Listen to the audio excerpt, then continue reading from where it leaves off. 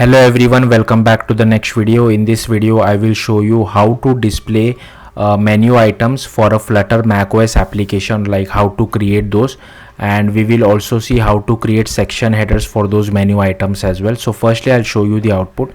So here is my Flutter default app running on my macOS. Now at the very top, as you can see, I have created my own menu called my menu. You can name it whatever you feel like, and here I have created items for those. Now here you can see these are the section 1 and section 2. These are actually the section headers, and if I click on item here, if I open the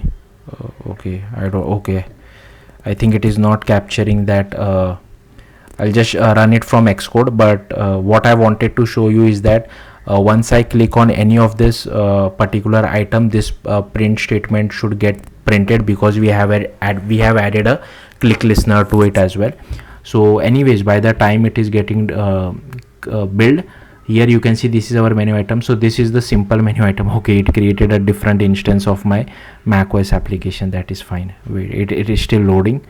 Let's okay, anyways, I'll just show it over here. So these are the menu items. Item 1, okay, open anyway. Okay, so here you can see there are two instances, one from Xcode and one from that Flutter run command. Ignore it. So here is our menu. If I click on it, item, so here you can see item selected. If I click on item 1, here you can see item 1 selected. So that's what I wanted to show you. Now these are the section headers, like I told you, section 1 and section 2. Then there is something called this menus within menu called SubMenu. So if I click on first title, here you can see first title selected. So yeah, let's see how to do this. So firstly I have created a basic Flutter project, and you don't have to write any Dart code. Just open the just go to your project and go to macOS, open the XE workspace, double click on it, and it will open it inside Xcode. Now I want to tell you guys is that if you want this section headers, the section 1 and section 2, they are only available from macOS 14. So you will have to update the macOS deployment target to 14 over here, as well as to 14 over here. Then you just have to go to app delegate. Firstly you have to override this method application did finish launching. Here we are first checking whether we have the main menu or not. If yes, then we just create an NS menu item, and here as you can see I have given it as my menu. Give it a better name.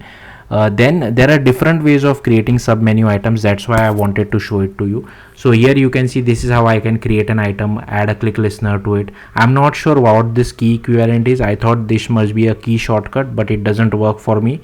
If you know, do let me know in the comments. Here is our section header which I have created.